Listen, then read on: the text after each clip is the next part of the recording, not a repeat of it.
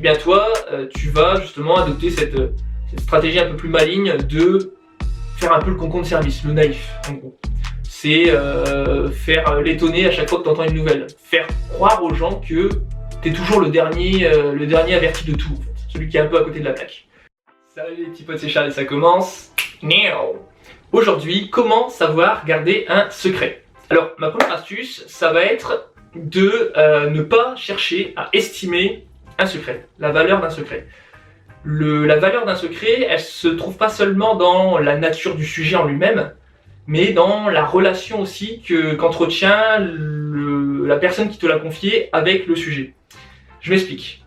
Si tu voles à quelqu'un un billet de 20 € et un crayon, quelle perte, selon toi, va être la plus douloureuse pour son propriétaire? Tu vas me répondre d'emblée, le billet de 20, parce que le billet de 20, ça vaut plus cher qu'un stylo. S'il veut un stylo, il s'en rachète un.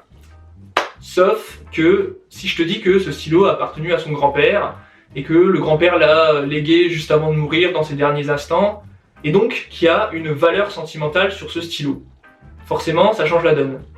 Et en fait c'est de se dire quand tu as un secret, c'est que c'est pas toi en fait qui décide de cette valeur du secret. Il y a tout un tas de choses que tu connais pas forcément sur le propriétaire. Et donc, ça dépend sur qui tu tombes, hein. Mais en général, tu vas avoir des gens plus à cheval sur certaines valeurs. Et moi, par exemple, la loyauté, pour moi, c'est primordial, par exemple. Ce qui fait que finalement, si tu les trahis, c'est pour la première et la dernière fois. Pour moi, c'est simple. Si que tu aies balancé un secret d'État ou que tu aies balancé un truc anodin, pour moi, le résultat est le même. Tu as balancé. Donc voilà, réfléchis bien avant de vouloir ébruiter un secret. Demande-toi quelle personne est concernée. Demande-toi est-ce que ça vaut vraiment la peine que j'en parle. Ma deuxième astuce, si tu veux savoir bien garder un secret, c'est de tenir la rancune en dehors. Essayer de faire un maximum la part des choses. Alors ça va s'appliquer particulièrement dans les situations où un ami t'a trahi. Il a balancé un de tes secrets et que toi-même tu es tenté de balancer un des siens pour un peu faire one-one, tu vois. Ça va être un peu limite le badge de ping-pong. Et c'est les dangers en amitié, c'est que comme tu connais bien la personne, qu'elle te connaît, si vous voulez, vous pouvez vous faire très très mal mutuellement. Alors, il y a une expression qui existe et qui dit que si tu prépares une vengeance, prépare 2 cercueils. Il faut toujours te demander dans l'histoire, qu'est-ce que tu vas y gagner à toi-même jouer à son propre jeu. Tu vas peut-être gagner 5 minutes de satisfaction en pensant potentiellement à l'humiliation qu'il va subir. Le truc c'est aussi qu'est-ce que tu as à y perdre, beaucoup. Parce que tu peux arriver à un point de non-retour dans ton amitié, donc potentiellement une rupture définitive. Tu peux, toi-même en fait, ça changera pas au fait que ton secret il a été répété, donc finalement, tu feras pas de retour arrière. Et puis en plus de ça, troisièmement, tu vas passer toi-même pour une balance aux yeux des gens. Donc concrètement, là, quel serait le meilleur comportement à adopter? C'est de simplement effrayer cette personne, c'est de essayer de la faire mûrir, essayer de lui faire comprendre, la faire cogiter en lui disant simplement tu sais mec, moi si je veux je peux jouer aussi au con et avec tout ce que je sais sur toi je peux aussi le répéter, mais tu vas pas forcément le faire, mais le simple fait de lui rappeler ça, il va savoir déjà comprendre son erreur et savoir se remettre en cause pour en discuter envie de discuter ultérieurement et puis savoir reprendre ou non sur de bonnes bases. Troisième astuce que je t'avais noté, c'était de demander d'emblée à la personne si c'est un lourd secret.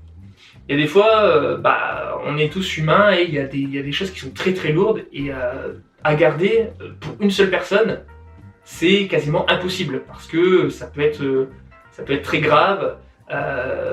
Et puis surtout, t'es pas forcément préparé psychologiquement en fait. Quand il va t'annoncer ça, tu vas te dire merde, je pensais pas que c'était aussi important.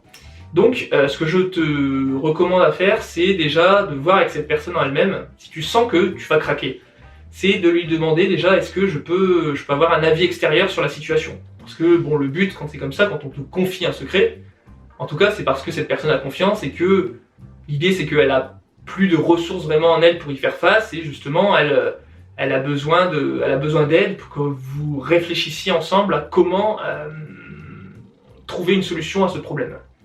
Donc finalement, toi, tu vas finalement être dans une posture de pas de diplomate, mais tu vas essayer de lui demander, voilà, si je demande à quelqu'un d'autre sans parler de ton nom, est-ce que tu m'autorises, est-ce que tu me donnes l'autorisation justement pour moi-même réfléchir à des alternatives.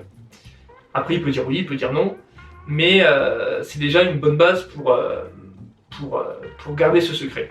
Et puis après, il y a aussi ce cas où le secret va d'emblée être tellement lourd que tu vas lui dire écoute, ça va être difficile de composer avec, il faut que toi-même tu te fasses violence et que tu avances. Et il faut essayer de convaincre ton pote de crever l'abcès, de lui dire que c'est tout à fait dans son avantage si justement il assume ce secret, etc. Et que finalement, le fait même que le secret s'ébruite, ça soit pas forcément en sa défaveur, que ça pourra, en tout cas sur du long terme, le rendre plus heureux et le rendre plus en accord avec lui-même. La quatrième astuce, elle va te paraître un peu conne, mais finalement c'est de simplement demander déjà à la personne si c'est bien un secret et si d'autres personnes sont déjà au courant. Des fois, tu as des gens, c'est des professionnels, pour faire semblant de se confier à quelqu'un, et puis finalement, elles le font à tout le monde. Donc voilà, donc toi, tu es honoré sur le coup d'avoir cette confession, d'avoir cette confiance, mais tu te rends compte que tous les autres sont déjà au courant aussi. Et en général, quand c'est répété, la personne de base, c'est la première étonnée à s'étonner que son secret est circulé partout. Le truc à faire, c'est quoi? C'est justement déjà de débriefer avec elle. Si tu t'aperçois que le secret est connu par d'autres personnes, déjà toi ça te fera moins culpabiliser, tu te diras voilà, c'est pas moi la pièce défectueuse et la personne ne me tombera pas dessus parce que je suis pas la seule personne qu'elle a mis en confiance. La cinquième et dernière astuce, ça va être de faire exactement l'inverse des gens populaires. Les gens populaires, pourquoi ils sont populaires, pourquoi on les adore? Parce que ils connaissent du monde, ils sont toujours au courant des derniers scoops de un tel avec un tel, que c'est eux qui vont ébruiter les premiers, tous les derniers potins. Le truc c'est que si tu veux être malin, tu vas plutôt t'arranger pour avoir des yeux et des oreilles un peu partout, mais tu vas pas forcément le dire. Là où les gens populaires vont à court terme passer pour des gens super intéressants, à long terme ils vont être jugés comme des gens qui sont pas dignes de confiance, et bien toi tu vas justement adopter cette stratégie un peu plus maligne de faire un peu le concombre de service, le naïf en gros. C'est faire l'étonner à chaque fois que tu entends une nouvelle, faire croire aux gens que tu es toujours le dernier averti de tout en fait, celui qui est un peu à côté de la plaque. Et ça c'est très puissant parce que finalement les personnes vont te sous-estimer, et c'est ça ce qu'on cherche à faire. Si d'emblée tu montres que tu es trop dans les apparences, dans les trucs comme ça, dans les derniers trucs à la mode, les gens te verront trop venir, et justement c'est seulement que les gens vont se méfier encore plus, alors tu vois. Donc voilà pour ça. Maintenant, il faut aussi raisonner, se dire toujours, moi je sais que j'adore me reporter un peu toujours à il y a 100 ans en arrière, qu'est-ce qu'on aurait fait. Là, il y a 100 ans en arrière, ça aurait été la guerre. Et la guerre est très intéressante pour ça, au niveau de la relation du secret avec le conflit.